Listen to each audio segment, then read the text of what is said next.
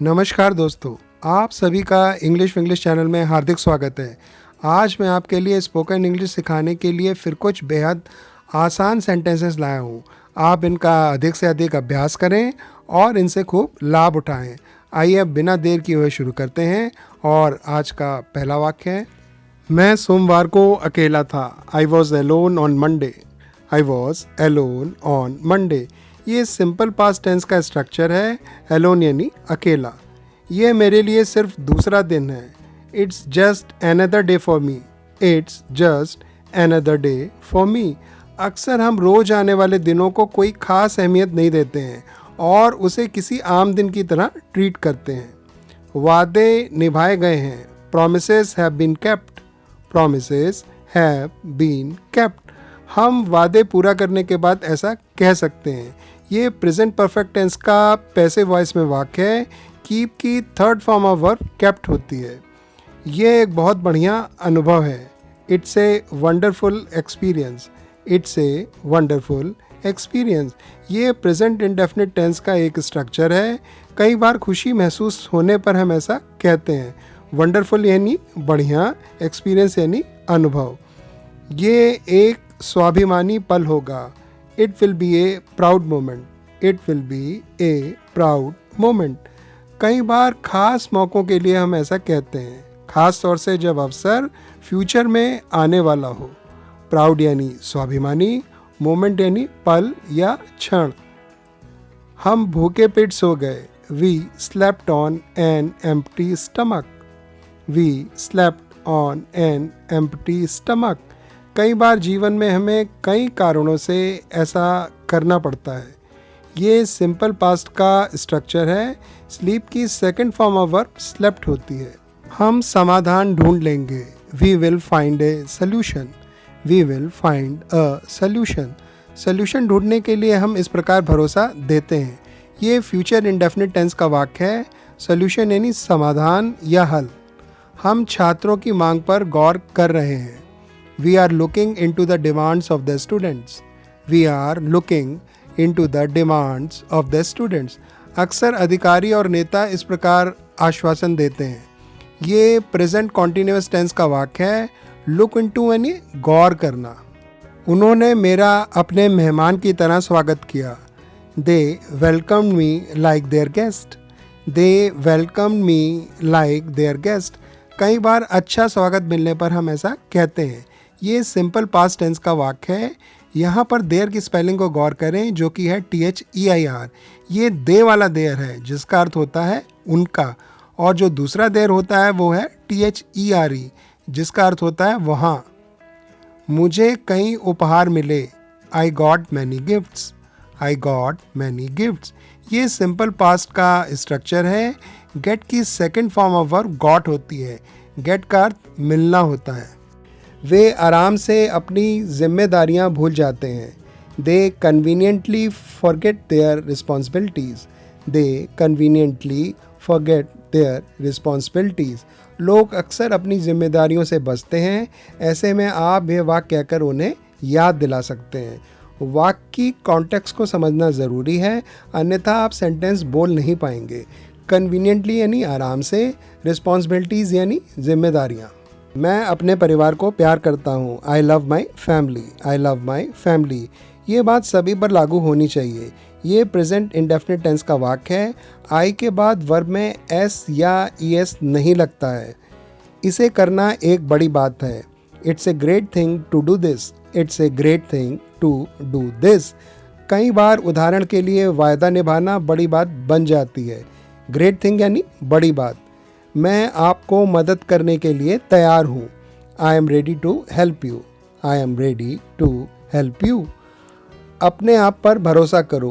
You need to trust yourself. You need to trust yourself. कई लोगों में आत्मविश्वास यानी अपने आप पर भरोसे की कमी होती है, तब आप ऐसा कह सकते हैं। यहाँ नीड लगाकर बात कही गई है, यानी आपको भरोसा करने की ज़रूरत है। ट्रस्ट यानी भरोसा। उनके पास बुद्धिमत्ता होनी चाहिए। They should have intelligence. They should have intelligence. ये गुण की सभी को ज़रूरत है। होने के लिए यहाँ हैव का प्रयोग होगा। बुद्धिमत्ता यानी इंटेलिजेंस। उन्हें अपनी आदतें बदलने की ज़रूरत है। They need to change their habits.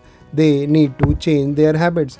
कई लोगों को सचमुच अपनी बुरी बातों को बदलने की ज़रूरत होती है। हैबिट्स यानी आदतें। मैं आपका वहाँ इंतज़ार नहीं करूँगा। I will not wait there for you. I will not wait there for you. ये फ्यूचर इंडेफिनिट टेंस का वाक्य है। देयर यानी वहाँ। उन्हें कभी कभी निराशा का सामना करना पड़ता है। They sometimes face disappointment. They sometimes face disappointment. अक्सर सभी के जीवन में ऐसा होता है। ये प्रेजेंट इंडेफिनिट टेंस का वाक्य है। समटाइम्स यानी कभी कभी। डिसअपॉइंटमेंट यानी निराशा। मुझे सलोनी की मदद करना अच्छा लगेगा। I will love to help Saloni. I will love to help Saloni. कुछ लोगों को दूसरों की मदद में सुख मिलता है। लव यहाँ अच्छा लगने के सेंस में यूज़ हुआ है। ये फ्यूचर इंडेफिनिट टेंस का वाक्य है। मुझे इसका राज नहीं पता है। I do not know it's secret. I do not know it's secret. ये प्रेजेंट इंडेफिनिट टेंस का नेगेटिव वाक्य है। इट्स यानी इसका। ये IT के बाद जो एपोस्ट्रोफी S आता है ये उससे फ़र्क है, जो कि इट इज़ का कॉन्ट्रैक्शन होता है। सीक्रेट यानी राज। वे मुझे हर समय खाली पाते हैं। They find me free all the time. They find me free all the time. ये प्रेजेंट इंडेफिनिट टेंस का वाक्य है। फाइंड यानी पाना। मैं हाजिर हो जाऊंगा। I will make my self available. I will make my self available. अक्सर लोग कहीं पहुंचने का वादा करते हैं। अवेलेबल यानी उपलब्ध होना। ये सिंपल बात को कहने का एक नया अंदाज है। इसे हम सरल भाषा में भी कह सकते हैं, जैसे आई विल रीच। उन्हें अपना नज़रिया ज़रूर बदलना चाहिए। They must change their outlook. They must change their outlook. अक्सर लोगों को अपनी पुरानी दखियानूसी सोच बदलनी पड़ती है। मस्ट का प्रयोग जरूर चाहिए के अर्थ में होता है। आउटलुक यानी नज़रिया, दृष्टिकोण या किसी बात पर आपकी सोच। मैं जल्दी आपके साथ होऊंगा। I will soon join you. I will soon join you. अक्सर लोग इस प्रकार का वायदा करते हैं, यानी आप चलो मैं पीछे पीछे आ रहा हूँ। ये फ्यूचर इंडेफिनिट टेंस का वाक्य है।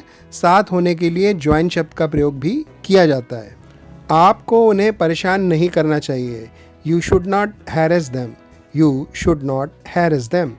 अक्सर इस प्रकार के सुझाव हम लोगों को देते हैं। हैरेस यानी परेशान करना या यातना देना या जानबूझकर पीड़ित करना। सभी के पास दिमाग है। Everybody has got brain. Everybody has got brain. समझदार लोग ये वाक्य कहने से कभी नहीं चूकते हैं। सुनने में वाक्य प्रेजेंट इंडेफिनिट टेंस का है, परंतु इसे हम प्रेजेंट परफेक्ट में बनाएंगे, यानी हैज़ के बाद हम थर्ड फॉर्म ऑफ वर्ब का प्रयोग करेंगे। आपको मुझे याद दिलाने की ज़रूरत नहीं है। You need not to remind me. You need not to remind me. लोग कॉन्फिडेंटली ऐसा कहते हैं कि मुझे याद है कि मुझे क्या करना है। ज़रूरत नहीं के लिए नीड नॉट का प्रयोग करें। रिमाइंड यानी याद दिलाना। मैं आप पर और विश्वास नहीं कर सकता हूँ। I can't believe you any more. I can't believe you any more. लोग धोखा खाने के बाद धोखा देने वाले व्यक्ति से ऐसा कहते हैं। ना कर सकने के लिए कांट का प्रयोग करें। कांट कैनॉट का कॉन्ट्रैक्शन है, यानी उसकी शॉर्ट फॉर्म। बिलीव यानी विश्वास करना। उन्हें इसके बारे में जानकर बहुत दुख हुआ। They were very sad to know this. They were very sad to know this. अक्सर लोग दुख की घड़ी में ऐसा बोलते हैं। ये सिंपल पास्ट टेंस का स्ट्रक्चर है। सैड यानी दुखी, नो दिस यानी यह जानकर। व्यूवर्स, आशा करता हूँ कि आपको ये वाक्य पसंद आए होंगे। कृपया ज़रूर बताएं कि आप कैसे वाक्य सीखना चाहेंगे और क्यों। साथ ही साथ आप ये भी बताएं कि आप रूल्स भी सीखना चाहेंगे या सिंपली सेंटेंसेस याद करना चाहेंगे। दोस्तों, आप जब तक ये बताएंगे नहीं तो मैं वीडियो में आवश्यक चेंजेस कैसे लाऊंगा। मैं पूरी उम्मीद करता हूँ कि आप अपने विचारों को खुलकर सामने रखेंगे। वीडियो पसंद आया हो तो वीडियो को लाइक करने में बिल्कुल भी कंजूसी ना करें। हमेशा ऐसे ज्ञानवर्धक वीडियोस देखने के लिए चैनल को तुरंत सब्सक्राइब करें। नए वीडियो की तुरंत सूचना पाने के लिए बेल आइकन को भी दबाएं। दोस्तों, इस वीडियो से संबंधित और वीडियो के लिंक नीचे डिस्क्रिप्शन बॉक्स में दिए गए हैं। आप डिस्क्रिप्शन बॉक्स में जाकर अपनी पसंद का वीडियो देख सकते हैं। चैनल की प्लेलिस्ट में जाकर भी आप कैटेगरी वाइज अपनी पसंद के वीडियो देख सकते हैं। अब चलने का वक्त हो रहा है। अब अगली मुलाकात तक अपना अच्छा ख्याल रखें, मुस्कुराते रहें और जीवन में तरक्की की सीढ़ियों पर आगे बढ़ते रहें। मैं आपके सफ़र में आपको इसी तरह सही मार्गदर्शन देता रहूँगा।